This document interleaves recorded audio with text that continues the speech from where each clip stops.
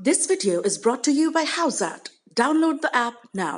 क्या आप भी किसी अपने सपने मेरे तुम्हारे टीम 11 पे टीम बना रहे हो और बच्चों के साथ खेल रहे हो?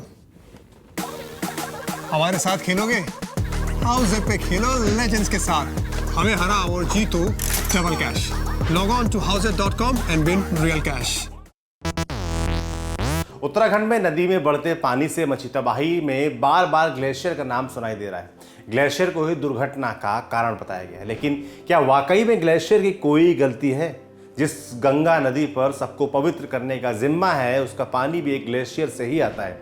इस ग्लेशियर का नाम है गंगोत्री ग्लेशियर। ये ग्लेशियर ही साल भर गंगा नदी में शुद्ध जल प्रवाहित करता रहता है। इसके बाद गंगा नदी जिन शहरों से गुजरती है, उस शहर का मैल अपने में समेटकर आगे बहती है। गंगा नदी को सदा प्रवाहित होने वाली नदी बनाए रखने वाले गंगोत्री ग्लेशियर की सैटेलाइट तस्वीरों के जरिए नासा ने इसकी दशा और दिशा के बारे में बताया है। हालात आप भी जान लीजिए। पहले जानिए ग्लेशियर होते क्या है। नदी है तो उसमें पानी का कोई स्रोत तो जरूर होगा। अमूमन नदी का पानी दो जगहों से आता है। मैदान में धरती के भीतर से निकलते किसी पानी के स्रोत से नदी बह निकलती है, या फिर पहाड़ पर मौजूद बर्फ साल भर नदी में पानी की सप्लाई करती है।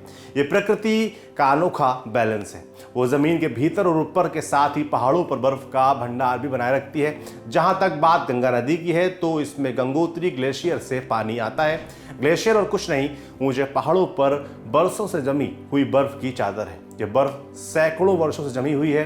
हर साल बदलते मौसम के साथ ये पिघलते हैं और उस हिसाब से उनसे निकल कर पानी नीचे की तरफ बह निकलता है। जैसे तापमान कुछ बढ़ने पर पानी की सप्लाई बढ़ जाती है और ठंड बढ़ते ही पानी की सप्लाई कम हो जाती है।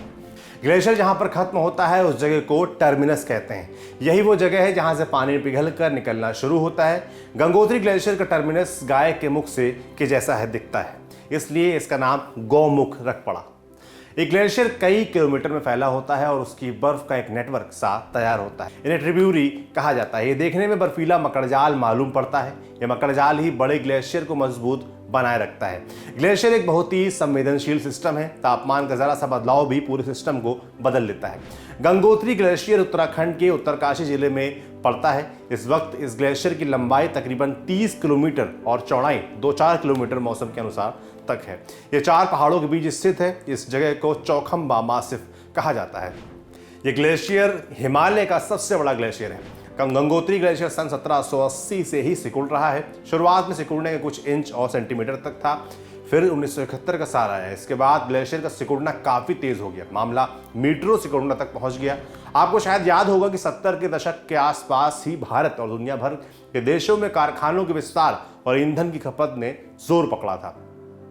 साल 1996 से लेकर 1999 के बीच ही ये ग्लेशियर 76 मीटर सिकुड़ गया। साल 2001 में नासा ने स्क्रीन पर दिख रही तस्वीर ली थी। इसमें ग्लेशियर के बरसों बरस सिकुड़ने का डेटा दर्ज है। आखिरी डेटा साल 2001 का है। नासा के अनुसार उस वक्त ग्लेशियर 25 साल में तकरीबन 850 मीटर सिकुड़ रहा था। अब हम 2021 में हैं। जानकारों का मानना है कि हालात में कोई खास सुधार नहीं आया है और इस वक्त का डेटा 25 साल में 1 किलोमीटर से ज़्यादा का होगा। दुनिया भर के एक्सपर्ट्स मानते हैं कि अगर इस रफ्तार से ही गंगोत्री ग्लेशियर सिकुड़ते रहे तो गंगा नदी के अस्तित्व पर भी खतरा, संकट आ सकता है। भारत सरकार के एक जाने माने Wadia institute of Himalayan geology ने साल 2016 में एक स्टडी की थी। इसमें चौंकाने वाले रिजल्ट सामने आए थे। इस इंस्टीट्यूट के साइंटिस्ट गंगोत्री ग्लेशियर के चिरबासा स्टेशन पर एक स्टडी में पाया कि गर्मियों के मौसम में यहाँ पर ब्लैक कार्बन की मात्रा सामान्य से 400 गुना ज़्यादा होती है। ये ब्लैक कार्बन कई तरह से यहाँ पहुँच रहा है। इसके बड़े कारणों में पेट्रोल डीजल से चलने वाली गाड़ियाँ और खेतों में जलाई जाने वाली पराली है। ये ब्लैक कार्बन तेज़ी से लाइट को सोखता है और ग्लेशियर पर तापमान को बढ़ा देता है। इससे इनके पिघलने की स्पीड बढ़ जाती है। इंस्टीट्यूट की रिपोर्ट ने बाकायदा इस खतरे की तरफ ध्यान भी दिलाया है। अब सवाल कि अगर गंगोत्री ग्लेशियर पिघल गया तो क्या होगा? अगर पिघलने की रफ्तार बढ़ी तो वही होगा जो उत्तराखंड में हुई हाल की दुर्घटना में देखने को मिला। नदियों में पानी अचानक बढ़ जाएगा और आसपास के इलाके जलमग्न हो जाएंगे। भारी मात्रा में जानमाल का नुकसान होगा। जब ग्लेशियर पूरी तरह पिघल जाएंगे तो सूखे का दौर आएगा। जब नदी में पानी की सप्लाई करने वाला ग्लेशियर ही नहीं बचेगा तो नदी में पानी कहाँ से आएगा? इस बात के लिए ज़्यादा दिमाग लगाने की ज़रूरत नहीं है। ऐसे में गंगा नदी बस एक सीजनल नदी बनकर रह जाएगी। मतलब उसमें सिर्फ बारिश के सीजन में ही पानी नजर आएगा।